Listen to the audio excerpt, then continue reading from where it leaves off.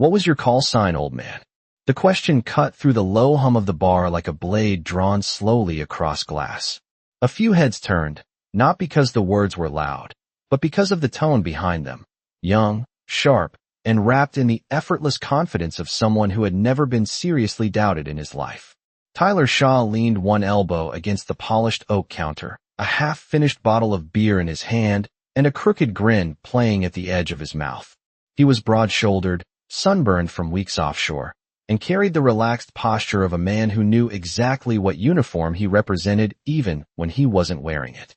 Around him, two other operators from his team chuckled quietly, the kind of laughter that comes easy after a long deployment and a couple rounds of cheap bourbon. The place was called Breakwater, a narrow coastal bar just outside the naval installation, the kind of place where the neon sign flickered against salty night air and every stool had a story carved into the wood. Old photographs of carrier decks and faded squadron patches lined the walls, and the bartender, Megan Doyle, had long ago learned to recognize the rhythm of the crowd. Sailors on leave, contractors passing through, the occasional retiree who came in alone and stayed quiet. Tonight had started no differently. The television above the liquor rack was playing a baseball game nobody was really watching. Ice clinked softly in glasses, and the low murmur of conversation drifted under the warm yellow lights. Then Tyler's voice had landed in the room. Across the counter, sitting alone with a single glass of bourbon and a challenge coin resting beside it, was the old man. Cole Brennan looked like he had been carved out of another decade entirely. His jacket was faded olive canvas, the elbows worn pale from years of use, and his hands were the kind that told stories without saying a word, knuckles rough, veins pronounced, fingers steady around the glass. He hadn't reacted when Tyler spoke. Not a flinch, not a glance. He simply swirled the bourbon once, watching the amber liquid slide along the inside of the glass like slow-moving fire. Tyler let out a quiet laugh and leaned closer, clearly enjoying the attention beginning to gather around the bar. "Come on," he said, louder now. "Every old guy in a place like this has one. A call sign. Some legendary story. What was yours?" A few people nearby smirked into their drinks. It wasn't cruel exactly. More like the casual teasing of a generation that believed history lived in documentaries and dusty museums. Megan paused halfway through polishing a glass, her eyes shifting between the young SEAL and the silent man across the counter. Something about the stillness on Brennan's face made the room feel a fraction colder. Tyler's friend nudged him with an elbow. "Careful, Shaw," he joked. "Guy might tell you he flew Tomcats off the Kitty Hawk." That earned another ripple of laughter. Tyler raised his beer in mock salute toward the old man. "Hey, if you did, respect," he said. "But if you're going to sit in a Navy bar, you've got to give us something better than silence." The room waited. Brennan finally lifted his eyes. Not quickly, not dramatically, just a slow shift of attention from the bourbon glass to the young man leaning across the counter. His gaze was pale blue, the kind of quiet color you'd expect from a winter sky over cold water. For a second, Tyler's grin held. Then it faded slightly, replaced by a look he didn't quite recognize himself. Brennan's eyes weren't angry. They weren't defensive. They were simply measuring him, the way a man measures wind before stepping out onto open ocean. Brennan didn't answer. Instead, he reached forward and turned the small metal coin lying on the bar. It was old, dull brass, edges worn smooth by years of handling. Tyler noticed it and tilted his head. "What's that?" he asked, curiosity creeping in through the humor. He reached out, two fingers brushing the coin as if it were nothing more than a souvenir from a gift shop. The instant his skin touched the metal, Brennan's hand moved. Not fast, not aggressive, just enough to slide the coin back toward himself. The movement was quiet, controlled, almost gentle, but the air around the bar changed in a way that no one could quite explain. Brennan looked at the young SEAL again, the faintest hint of something old and distant settling behind his eyes. The laughter in the room thinned out like smoke in a sudden breeze. And for the first time since Tyler had spoken, the old man's voice entered the room, low and steady, as if the words had traveled a very long way before arriving there. The old man's voice did not rise above the quiet hum of the bar, yet every syllable carried across the counter with the weight of something deliberate and unhurried. "You should be careful where you place your hands, son," Cole Brennan said, his tone calm enough to sound almost conversational. Tyler Shaw leaned back slightly, the faint crease forming between his eyebrows not quite turning into offense, not quite turning into curiosity either. For a moment, he studied the coin that Brennan had drawn back toward himself. It was not polished like the challenge coin sailors passed around during ceremonies. The brass surface was dull and scarred with tiny nicks, as though it had lived a much longer life than the bar top beneath it. Tyler tilted his head and let out a short breath through his nose. "It is just a coin," he said, though his voice had softened without him realizing it. Brennan rolled the metal piece slowly between two fingers. The coin made a quiet scraping sound against the oak counter, a sound that somehow seemed louder than the laughter that had filled the room a minute earlier. Megan Doyle noticed it first. The conversations around the bar were thinning, not stopping entirely, but fading the way wind dies down before a storm. A man at the far end of the counter lowered his glass halfway to his lips and never finished the sip. Brennan's pale eyes rested on Tyler again. The look was steady and patient, like someone waiting for a tide to turn. "You asked about a call sign," Brennan said after a moment. "That is not usually a question people ask in a place like this." Tyler gave a shrug and took another swallow of beer. The casual grin returned to his face, though it felt slightly forced now. "We are off duty," he said. "Stories are kind of the currency around here." One of the other operators chuckled behind him, though the sound did not travel far. Brennan nodded once, slowly, as if acknowledging a point in a quiet debate. "Stories," he repeated. His thumb brushed across the worn surface of the coin again. "Most of them get bigger every year." Tyler leaned forward again, resting both elbows on the counter this time. "So what is yours?" he asked. "You must have had something back." "In the day? Everybody did." Brennan's gaze drifted briefly across the room. The neon light above the bar flickered against the glass bottles, casting thin bands of red and blue across the ceiling. For a second his eyes seemed to focus somewhere beyond the walls of breakwater, somewhere far from the smell of salt and bourbon. Then he returned his attention to the young SEAL in front of him. "You are a Navy man," Brennan said quietly. Tyler nodded once. "Yes, sir." The answer slipped out before he could stop it. Brennan did not react to the title. He simply studied the younger man the way a seasoned sailor studies the horizon. "Then you already know," Brennan continued, "that call signs are not something you usually ask for." Tyler exhaled slowly and glanced over his shoulder at his teammates. One of them lifted his hands in a silent gesture that meant keep going. Tyler turned back, the edge of his curiosity now stronger than the humor that had started the exchange. "Maybe," he said, "but sometimes you hear one that sticks." Brennan allowed the faintest hint of a smile, though it carried no amusement. The old man lifted the coin from the counter and turned it so the dim overhead light touched the surface. For a split second the scratched metal reflected something carved into it, though Tyler could not quite read the letters from where he stood. Brennan placed the coin back down with a soft tap that echoed louder than it should have in the quiet room. Then he looked at Tyler again, and when he spoke this time, his voice carried a quiet certainty that seemed to draw every ear in the bar toward him without effort. The room held its breath without realizing it had done so. Cole Brennan did not rush the moment. He let the silence settle across the bar the way fog settles across open water, slow and quiet until everything begins to feel different. Tyler Shaw remained leaning against the counter, but the easy confidence he had carried into the conversation was no longer quite the same. Something about the old man's tone had shifted the air in the room. Brennan rested his fingertips on the worn coin again, tracing its edge as if confirming it was still there. "Call signs," he said at last, his voice calm and even, "are not something you choose for yourself." Tyler gave a small nod. He knew that much. They were given by teammates, usually after some moment that stuck long enough to become legend inside a unit. Sometimes they were jokes. Sometimes they were reminders. But once a name stayed long enough, it followed a man for the rest of his life. Brennan continued as though he had all the time in the world.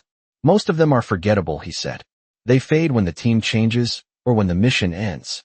The soft clink of glass sounded somewhere behind Tyler as someone set down a drink that was no longer being sipped. Megan Doyle leaned both palms against the bar now, pretending to rearrange bottles while keeping her eyes quietly fixed on the exchange. Brennan looked at Tyler again, measuring him with the same calm patience. "Every once in a while," Brennan said, "one of them stays." Tyler's grin had disappeared completely now. He folded his arms across the counter and lowered his voice, almost without thinking. So what was yours? Brennan turned the coin slowly. The overhead light caught the metal for a second, and Tyler finally saw the engraving clearly. It was not decorative. It was simple, almost stark. A weathered emblem on one side, and a single word etched beneath it, the letters worn down by years of contact with fingers and pockets. Tyler's eyes narrowed slightly as he tried to read it. Brennan noticed the movement and gently turned the coin back again, hiding the engraving from view. The gesture was not secretive. It was simply final. You asked a question, Brennan said. I will give you an answer. The old man lifted his bourbon glass, took a slow sip, and set it down again with the same steady motion. The ice shifted quietly in the glass. Tyler waited. The two operators behind him were no longer laughing. One of them had turned slightly on his stool, listening now with a focus that had nothing to do with barroom humor. Brennan's gaze drifted briefly across the room again. In the far corner, a broad-shouldered man with gray in his beard had stopped mid-conversation with the person beside him. His name was Marcus Hale, though most people in the building knew him simply as Chief. He had spent enough years around naval operators to recognize certain tones in a man's voice. The old veteran at the counter had just used one of them. Brennan returned his attention to Tyler. You want to know the name they used on the radio? He said quietly. Tyler nodded once. Brennan leaned back slightly on the stool, not in defiance but in comfort, as though the chair had carried him through 1,000 quiet evenings before this one.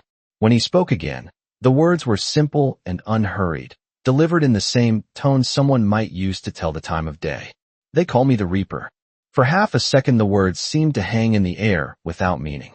Tyler blinked once, processing them the way anyone would process a nickname that sounded almost theatrical. But behind him, something else happened. The man in the far corner, Marcus Hale, went completely still. The glass in his hand stopped moving halfway to the table. His eyes lifted slowly toward the bar, and the expression on his face was not confusion. It was recognition. The words settled over the bar like a stone dropped into still water. For a moment nothing moved. Tyler Shaw frowned slightly, not because the name sounded threatening, but because it sounded strangely familiar. The Reaper. It was the kind of nickname that could easily belong to a dozen exaggerated stories told after midnight in places like this. Yet the old man across from him had not delivered it with pride, and he had not delivered it with humor. He had simply stated it the way someone states a fact that does not need decoration. Tyler opened his mouth to respond, but the sound that reached him first came from somewhere behind his shoulder. A chair leg scraped slowly against the wooden floor. It was not loud, but it carried across the room in a way that made several people glance in the same direction. Marcus Hale had risen from his seat in the corner. The movement was deliberate, controlled, and it had none of the loose swagger that usually followed a long evening in a bar near a naval base. Hale was a broad man in his late 50s, with gray threaded through his beard and the calm posture of someone who had spent most of his life around disciplined men. The people at the table with him watched in confusion as he set his glass down and turned toward the counter. He did not walk quickly. He did not speak. He simply stood there for a moment, studying the old man sitting beneath the amber bar lights. Brennan had not turned to look at him. The veteran's attention remained on Tyler, though his eyes had shifted slightly, as if he had already sensed the reaction across the room before it happened. Tyler noticed the movement behind him and glanced over his shoulder. Chief, he said with a faint laugh. You hear that? Hill did not answer immediately. His eyes moved from Brennan's face to the small coin resting on the bar. From where he stood he could not see the engraving clearly, but something about the shape of the metal and the way the old man guarded it was enough to tighten the lines around his eyes. Tyler turned back toward Brennan, unaware of the quiet tension beginning to spread through the room. That is a pretty serious name, he said lightly. Sounds like something out of a movie. Brennan did not react. His fingers rested calmly beside the coin, the same way a sailor might rest a hand on a compass that had guided him through decades of storms. Tyler chuckled once, trying to draw the moment back into the comfortable rhythm of a bar conversation. What was that from? He asked. Some squadron joke? Brennan finally lifted his eyes again, and the calm inside them had not changed at all. No, he said simply. Before Tyler could reply, Marcus Hale took a step closer to the bar. The sound of his boots against the floor carried through the room with quiet authority. Conversations nearby faded again, one after another, like radios being switched off. Hale stopped several feet behind Tyler, his attention fixed on the old man's face. "Excuse me," Hale said slowly. His voice was deeper than Tyler expected, steady and measured. Tyler turned halfway toward him with a puzzled smile. "Chief, we are just talking," he said. Hale did not look at Tyler. His eyes remained locked on Brennan. The silence stretched another second. Then Hale spoke again, this time directing the words across the counter. "Sir," he said carefully, "may I ask you something?"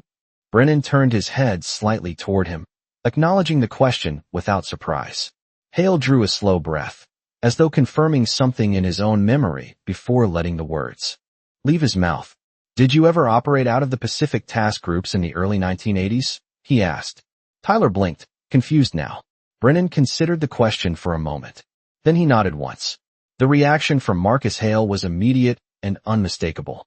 The man who had spent the last 30 years around the most confident sailors in the world straightened his posture as if a quiet current had passed through him. His voice dropped even lower when he spoke again. "Then that coin," Hale said softly, "should not be sitting on a bar counter." And suddenly the room did not feel like a place for jokes anymore. Tyler Shaw looked from Marcus Hale to the old man at the bar, and the easy rhythm of the evening slipped another inch out of reach. "Chief," Tyler said with a puzzled half-smile, "it is just a coin." The words sounded thinner now, as if the room itself had absorbed some of their confidence. Marcus Hale did not answer immediately. His eyes remained on the piece of brass resting beside Brennan's glass. Years of salt air and worn fingertips had softened its edges, but Hale recognized the shape with the quiet certainty of someone who had once seen the same metal pass through the hands of men who did not speak about where they had been. Hale stepped closer to the counter, stopping just far enough away to keep the moment respectful. Megan Doyle had stopped pretending to polish glasses. She stood still behind the bar, watching the exchange with the alert stillness of someone who knew that the atmosphere of a room could change without warning. Brennan remained seated, relaxed in a way that seemed almost effortless. He did not pull the coin closer. He did not hide it. His hand simply rested near it, as if the metal had been sitting on that bar for years instead of minutes. Tyler shifted slightly on his stool and glanced again at Hale. "Chief, you are acting like that thing belongs in a museum," he said. Hale finally looked at him.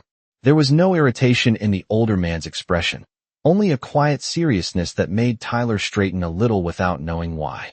"It might," Hale said softly. The words hung there for a moment before he turned his attention back to Brennan. "Sir," Hale continued carefully, "that coin looks familiar." Brennan's pale eyes studied him for a second, measuring the tone behind the statement. "It should," Brennan said. "There were not many of them." Hale nodded slowly, the motion barely visible. Tyler felt the faintest ripple of confusion pass through him. He had seen challenge coins before. Every unit had them. They were tokens, keepsakes, sometimes handed out by commanders after long weeks at sea. But the way Hale was looking at the small piece of brass suggested something very different. "Chief," Tyler said quietly, "what are we talking about here?" Hale did not answer the younger man. Instead, he gestured subtly toward the coin on the counter. "May I?" he asked Brennan. The request carried the careful tone of someone asking permission rather than demanding it. Brennan slid the coin across the bar with a gentle push of his fingers. The metal traveled only a few inches before stopping beneath the amber light. Hale stepped forward and lifted it slowly. For a moment he said nothing. The engraving on the surface caught the light just enough for him to read the letters worn into the brass. His jaw tightened slightly as recognition settled into place. Tyler watched the change with growing curiosity. "All right," he said, leaning closer. "Now I really want to know what that thing is." Hale exhaled quietly through his nose, still studying the coin. "This," he said at last, "is not a bar souvenir." Brennan took another slow sip of his bourbon while Hale turned the metal piece in his hand. Around them the room had grown noticeably quieter. A few sailors at the far tables had begun paying attention without pretending otherwise. The baseball game on the television continued to flicker silently above the bottles, forgotten by everyone beneath it. Hale lowered the coin back onto the counter with careful respect. Then he looked directly at Tyler Shaw, and the seriousness in his voice was unmistakable. "You asked him about a call sign," Hale said. "The one he gave you is not a nickname people throw around." Tyler's brow furrowed slightly. "Why?" Hale glanced once more at Brennan before answering. Because when operators from 3 different fleets heard that name on the radio, he said quietly, they stopped talking and started listening. The words settled into the room like a weight, and for the first time that night Tyler Shaw realized that the old man sitting calmly beside his bourbon might not be the kind of stranger anyone should underestimate. Tyler Shaw did not speak for several seconds. The words Marcus Hale had just said seemed to linger in the air the way a distant bell lingers long after it stops ringing. Operators from 3 different fleets stopped talking, started listening. Tyler had spent enough time around the teams to know that names did not travel like that unless something unusual had happened behind them. He leaned back slightly on the stool, studying the old man again as if seeing him for the first time. Cole Brennan did not look like a legend. There was no dramatic posture, no hardened stare meant to intimidate a room. He simply sat there with one hand resting near his glass, the amber bourbon catching the soft light above the bar. His shoulders were relaxed, his breathing steady. The same calm presence that had been there from the beginning had not changed at all. Tyler glanced toward Marcus Hale again. "Chief," he said quietly, "you are serious." Hale did not answer right away. His eyes moved once more to the worn coin resting on the counter. "Yes," he said finally. Tyler rubbed the back of his neck, the way someone does when a conversation begins drifting into unfamiliar territory. "All right," he said slowly. "Then somebody needs to explain what I am missing." Brennan gave the faintest hint of a smile at that, though it carried more patience than amusement. "You are not missing anything," Brennan said. "You asked a question and you received an answer." Tyler shook his head once. "No," he said. "I think I opened a door I did not realize was there." Brennan did not reply. Instead, he lifted his glass again and took another quiet sip. The ice shifted softly against the sides, the small sound echoing through the quiet bar. Marcus Hale remained standing beside Tyler now, his posture straighter than it had been when he first walked in that evening. The years had placed a calm authority in the way he carried himself, the kind that came from decades spent around disciplined crews and silent operations. He looked toward Brennan again with a thoughtful expression. "Sir," Hale said respectfully, "most people in this room probably have never heard that name before tonight." Brennan nodded once. That was usually the idea. Tyler watched the exchange closely, the curiosity inside him growing stronger with every second. "So what happened?" he asked. "How does a call sign like that get passed around fleets?" Brennan set his glass down again, the motion unhurried. For a moment he looked toward the far wall where an old black and white photograph of a carrier deck hung slightly crooked above a row of empty stools. The image showed a line of aircraft parked beneath a bright sky, the ocean stretching beyond them like an endless sheet of steel. Brennan studied the picture as if it were a window rather than a photograph. When he spoke again, his voice remained steady, but something deeper had entered the tone, something older. "Names like that do not travel because people brag about them," he said quietly. Tyler leaned forward a little, listening. Brennan continued. "They travel because somebody remembers hearing them at the right moment." Hale gave a small nod, as if confirming the truth of the statement. Tyler exhaled slowly. "You were talking about operations," he said. Brennan did not confirm it directly. Instead, he reached out and turned the coin again, the worn brass reflecting a faint line of light across the counter. "A long time ago," Brennan said, "there were nights when radios carried more than coordinates." Tyler felt a chill pass through the quiet room, even though the air had not changed. Brennan's pale eyes shifted back toward him. "Sometimes," he said softly. A voice was enough to tell an entire crew that the situation was about to change. Marcus Hale folded his arms loosely, watching the younger SEAL absorb the words. Tyler glanced once more at the coin, then at the calm old man beside it. For the first time that evening, the confidence that had started the conversation had completely disappeared from his expression. What replaced it was something else entirely. Respect. The silence that followed Brennan's words did not feel awkward. It felt deliberate, as though the room itself understood that the conversation had crossed into deeper water. Tyler Shaw rested both forearms on the bar now, his earlier grin long gone. The young SEAL watched the old veteran with the focused attention of someone who had suddenly realized he might be sitting across from a piece of history that had never been written down. The neon sign above the entrance flickered again, casting a brief pulse of red light across the wooden floor. Outside, the distant sound of waves rolling against the harbor rocks carried faintly through the walls of breakwater. Inside, Nobody spoke for a moment. Cole Brennan seemed perfectly comfortable with that. His hand rested near the coin as if it had always belonged there. Tyler finally broke the quiet with a slower, more careful tone than before. You said a voice could change a situation, he said. That sounds like more than just good radio timing. Brennan glanced at him, the faintest curve of understanding in his eyes. Sometimes, Brennan replied. People are waiting for someone to tell them the storm has already passed. Marcus Hale gave a small nod beside Tyler. The older chief understood the language Brennan was using. Operators who had lived long enough around complicated missions learned to hear meaning even when the details were not spoken directly. Tyler studied Brennan's face, searching for something dramatic that might explain the quiet weight in the room. He found nothing except calm. So the name carried that much weight? Tyler asked. Brennan looked at the coin again before answering. It carried responsibility, he said. The word landed gently but firmly. Tyler considered that answer for a moment. Around the room, several of the sailors who had been listening quietly had turned fully toward the bar now. The energy of the place had shifted so much that even the bartender's movements were slower, as though no one wanted to interrupt what was unfolding. Marcus Hale folded his arms across his chest and spoke carefully. There were rumors, he said. Brennan raised an eyebrow slightly. Rumors? Hale nodded once. Stories about a voice that showed up when things started going sideways, he said. A call sign that operators across different units recognized immediately. Tyler turned his head toward Hale. You heard those stories? He asked. Hale's expression remained thoughtful. Years ago, he answered. Most people assumed they were exaggerations. Brennan let out a soft breath that might have been a quiet laugh. Most stories grow with time, he said. Tyler looked back at Brennan again, curiosity burning stronger than ever. But this one did not, he asked. Brennan did not answer immediately. Instead, he lifted the coin again and held it for a moment between his fingers. The worn brass caught the light in a dull reflection, the engraved letters. Barely visible unless someone leaned close enough to read them.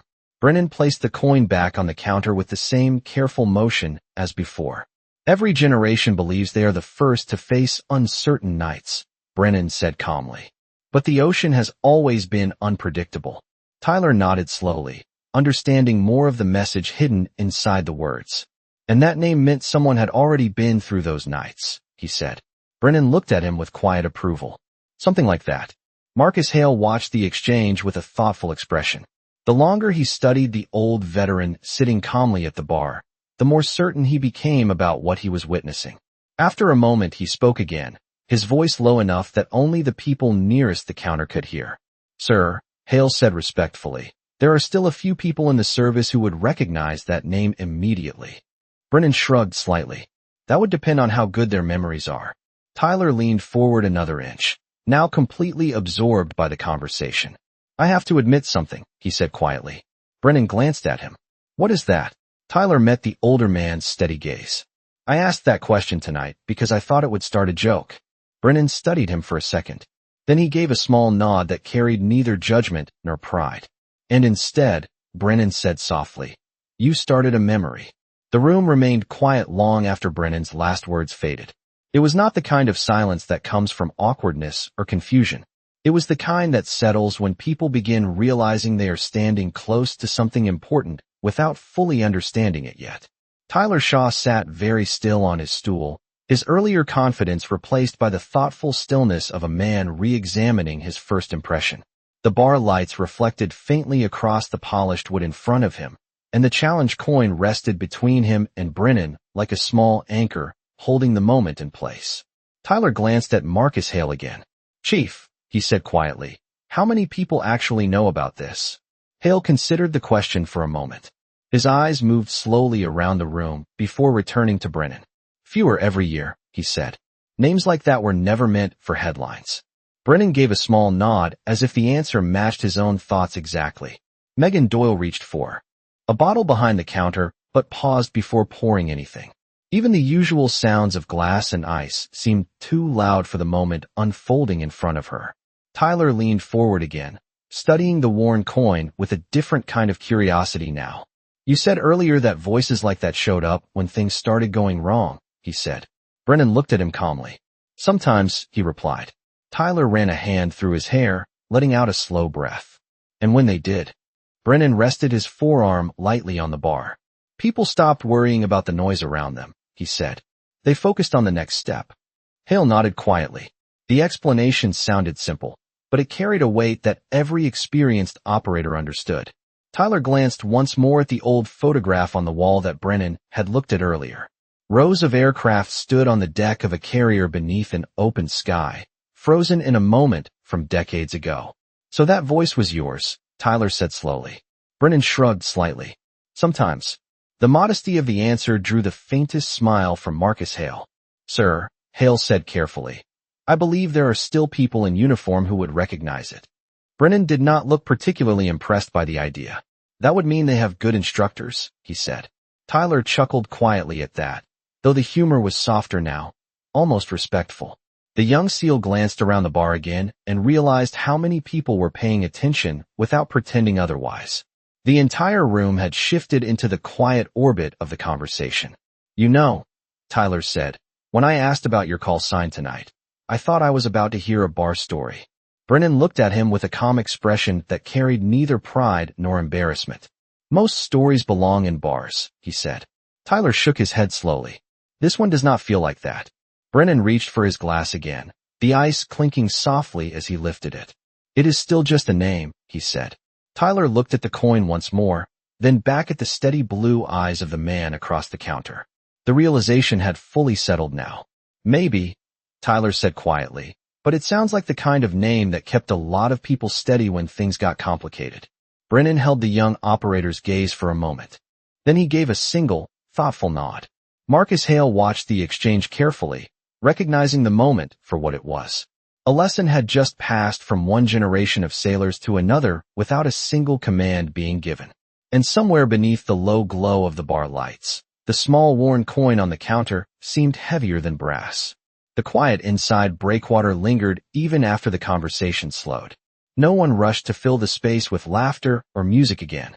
It was the kind of silence that arrives when a room collectively realizes it has witnessed something rare. Tyler Shaw rested his hands on the bar, his eyes drifting once more to the worn brass coin sitting beneath the soft amber light. Only an hour earlier, it would have looked like any other piece of metal carried by an old sailor who liked to remember the past. Now it felt different. Not larger, not brighter, but heavier in a way that had nothing to do with weight. Tyler looked back at Cole Brennan, who was finishing the last slow sip of bourbon in his glass. The older man placed it gently on the counter and rolled the melting ice once before letting it settle. His posture had never changed through the entire conversation. Calm, unhurried, present. Tyler spoke quietly, almost thoughtfully. You know, he said, I have trained with some of the best operators in the world. People talk about skill all the time, but nobody ever talks about what you just described. Brennan glanced at him with mild curiosity. And what is that? He asked. Tyler exhaled slowly, choosing the words carefully. The kind of presence that makes everyone breathe easier when it shows up. Brennan gave a faint nod, though there was no pride in the gesture. That usually means people have been through a long night, he said. Marcus Hale shifted beside him, leaning lightly against the counter.